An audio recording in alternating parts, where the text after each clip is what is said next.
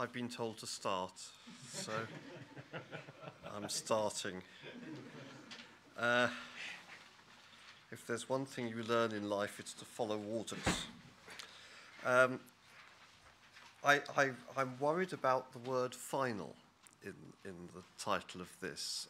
I hope it's not the end of discussion, and I'm confident that it won't be, because one of the great things about today, from my point of view, has been the way in which we have learned a great deal. Well, I've learned a great deal from all our speakers and from the audience, and I have a sense that there's a huge level of interest, enthusiasm, and there's a real vibrancy about the approach that we're taking to questions about teaching, learning, research, and the relationship between them in public law. And so my abiding impression is that the future of the profession is really looking pretty healthy. We are thinking about things that need to be thought about, and we're doing it in a constructive and collaborative way, which is absolutely great. I started to feel very old when Andrew said, the same, similar generation. And it made me reflect on the fact that I've been playing this game now for 37 years or so. One of the big changes that's happened over that time is that in public law particularly, I think, there's now much more of an interchange of ideas between the academics, the practicing professions, and the judiciary, and also to some extent parliamentarians and other policy-making groups. And that's jolly nice. And I mean, there is a sign of it. I noticed in Andrew's handout that he referred to academic literature by Sales and Stein, both judges. And that, I think, is an indication. There were the days when, and I won't say who was editing at the time, but when public law appeared, and I used to think, oh dear, when are they going to let an academic contribute here? So the world has changed completely.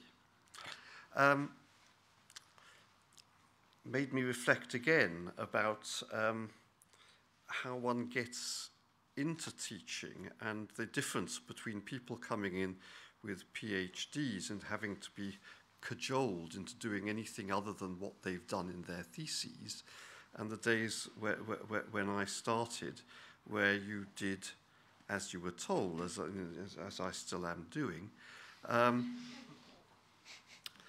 And it occurred to me that I started off teaching constitutional law and English legal system because I was told to. Went through those routes to police powers, got very interested in police powers. That led me on to civil liberties, which was something that I don't remember very much about as a student. That in turn led me into human rights. That led me into international law. And now that seems to have led back into constitutional law. And it's a virtuous circle, but the message that I take from it is that we are at our best, perhaps, or worst, depending on your view, when we are generalists as well as, to some degree, specialists, and we can learn a lot about our area of specialization from general knowledge about other areas. Let's face it, constitutional issues sometimes arise in a purely constitutional setting, but administrative law issues hardly ever do, and they nearly always come out of some concrete area of public administration or policy making. And so the wider our perspective, I think, the better. There is one note of caution that I want to strike, and that is that I wouldn't want us to downgrade our expectations of our students. We've talked to some degree about how you can do certain things and have certain expectations of postgraduates, but lesser expectations of final year students, and very little by way of expectation with the first year group. And simply, empirically, I suppose the evidence generally bears that out. Although actually, I've found that my final year undergraduates tend to do better than my taught postgraduates for reasons which are still slightly mysterious to me, but possibly because I teach the postgraduates better. This is my excuse, you see. And but I do think that students will respond to high expectations. If we expect them to be able to do things, they will do things. I've never done, as far as I can remember, research-led teaching, but I have done a lot of teaching-led research, where it's my students, by questioning what I tell them and challenging me, have forced me to go and look far more deeply into things than I would otherwise have done. I then go and report back to them, and they say, no, that's not right either. Go and do it again, and you can go on teaching this until you get it right.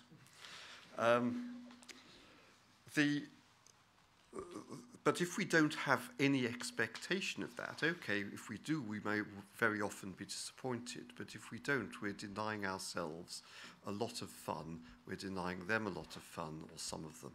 And we're denying ourselves a terrific research resource. My last comment, I suppose, is about whether we're teachers. And it goes back to Nick's point about doing best in subjects where he was taught worst, and I wouldn't dream of saying whether that's so or not. Is bad teaching the way forward? And Javier says students don't seem to know what we're doing, and that may possibly be, I thought, because we don't seem to know either. But it reminded me that when I was employed, I nearly said teaching, when I was employed at the University of Birmingham, our Pro-Vice-Chancellor bracket learning and teaching close bracket said to us on one memorable occasion, I don't want you to think of yourselves anymore as teachers. You are to think of yourselves as managers of student learning. And I am very, very glad that nothing that has been said today would have been approved by the Pro-Vice-Chancellor. And I finish, because I started this morning by telling you the second most damning comment that I've received in 37 years of lecture questionnaire returns. So I thought I'd finish by sharing what I still think is the most depressing and critical on a questionnaire that asked students, did your lecturer have a sense of humour? And one student wrote, he thought he did.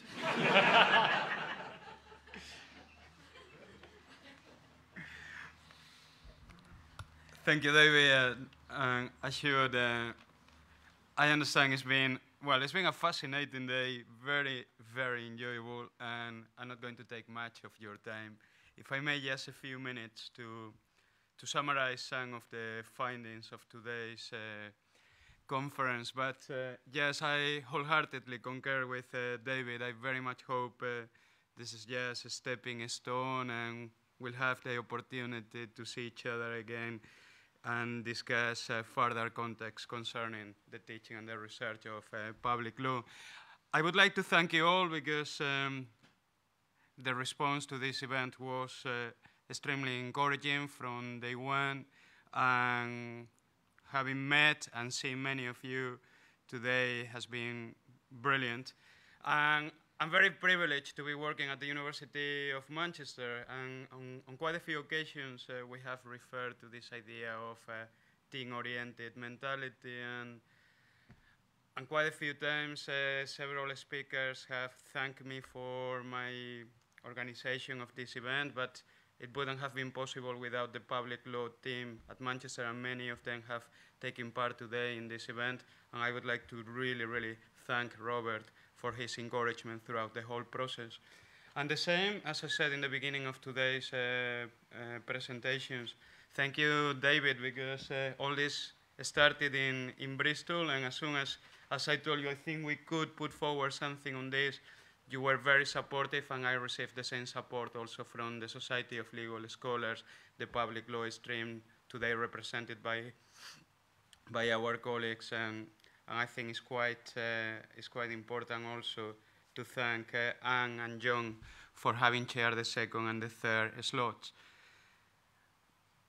It gives me great pleasure to say that we have referring to our students throughout the whole day, and we have used expressions such as "I love teaching." Well, some of us with more skepticism than others, but I think it's clear the message that we have conveyed is very clear. Obviously, we take pride in our research, we take pride in other important activities of university life, but students are our addressees, and we're here to serve the community. We have spoken about students' expectations, and sometimes we probably agree on that. They may be a bit too high or a bit unrealistic. We need to bear that in mind, but at the end of the day, I think we're here in order to fulfill an important mission. And they will remember us as very good teachers, very bad teachers, but I think we'll play a role in their lives. Then yes, some final points, because it would be unnecessary, and I don't want to be like before. This is my final point, this is my final point, 3 or 4 times before I finish. Just an idea of each speaker's contribution. Well, we have had 12 extremely distinguished leading scholars in public law in the UK and elsewhere. And thank you very much once again, and thank you to all attendees for being here. Don Oliver has pointed out rightly the interdisciplinary nature of public law, very interesting thought, and the relationship with disciplines. Traditionally, we refer to sociology, history, but interestingly, Don has also mentioned other fields like anthropology or psychology that may well have an impact on our future teaching. David Feldman has rightly pointed out the importance of the international element, both European Union and more public international law, that perhaps sometimes we may have underestimated in our teaching. Rodney Brazier, he has referred to the important transformations and changes that have taken place in British academia in the last few years, and the changes or the impact this has had on the relationship between constitutional law and administrative law, and that has been a very, very interesting area to discuss. Robert Thomas has referred to the importance of effective teaching, and I like that sentence he used: we need to take risk, we need to experiment, and sometimes as academics, and we mentioned it this morning, we may all be a bit conservative. And I think we need to face it, that sometimes we have to face and overcome the reluctance on the part of the students, but I think it's worth trying. Fiona Donson used the expression, we all love, where is Fiona? We all love teaching, or at least many of us love teaching, and we aim to excel in teaching, and we need to reach out our students. I think that's a very powerful message. David Med, in his presentation, dealt with different new methods, new technologies to reach our students. I think that's commendable in itself, amongst others, the idea of open books. But again, David rightly highlighted the difficulties ahead of us, because we really need to overcome the reluctance on the part of the students when we try new things. Sometimes experience tells me that if we try once or twice and things seem to work towards the end, but we need to be aware of the fact that in the beginning it's not necessarily popular when we change things. Mark Elliott referred to the topicality of public law and how we could use that topical nature of public law, a very interesting thought, as a blessing rather than a curse, and I think that's something worth thinking. Richard Kirkham, the importance once again of trying new techniques, and I think Richard focused on something important. We need to be aware of the different levels of teaching amongst our students. It's not the same to address our first years than people who do. That's why the whole discussion about when public law had to teach in the curriculum was particularly important. I like when Catherine Hollingsworth used the expression, or we need to encourage our students to think like scholars. Very, very interesting thought. And all these extracurriculum activities that some of your colleagues you would refer to have developed in order to research their skills. Once again, focusing very much on our students as the addressees of our work. Neville Harris also interestingly mentioned how we can benefit our students with our research, and he clearly stressed an element that is important. Public law has a very key social role, and I think we should, as Neville said, take advantage and make the most out of it.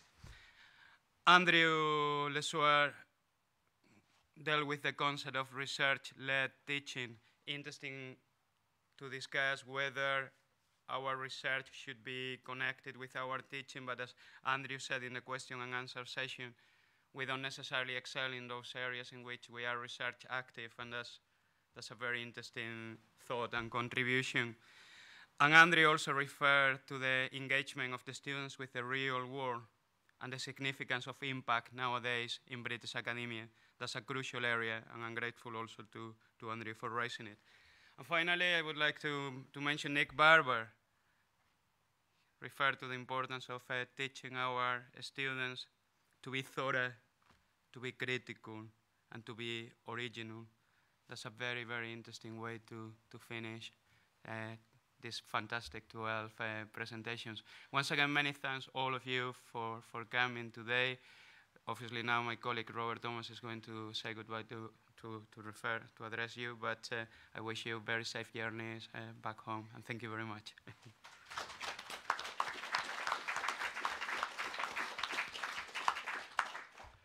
Well, I don't think I can top either of those two contributions. I just want to say a few brief words. First of all, this has been a manifestly successful event. We've really engaged in high-quality discussion and debate, and it just affirms the vibrancy of thought that goes on into public law teaching, and how much we can learn from each other, and how much we have all learnt from this. And in particular, you know, the need to think critically and engage in critical self-examination about our teaching, and to think really hard about what works, what doesn't, and to think about what's the most appropriate balance between like established methods and new innovative methods. This has been a highly successful event, and Javier and I and David will think about how we can take things onward from here, because it's quite clear. There's a strong body of opinion, and that's been shown through the contributions of the speakers and the comments and so on. So I get the sense that there's a real sort of momentum, and then we should think about how to capitalise on that. We've said thanks to everybody before, but just a few other mentions. Thank you to OUP and to Tom Young for their sponsorship. Thank you for people involved in the administration of the event. Particularly, I'd like to say thanks to the speakers and the panel members, and for everyone to coming. But finally, I'd like to say a special word of thanks, because this event wouldn't have happened without Javier's passion and enthusiasm. So I really do think we owe him a word of thanks. So thank you for that.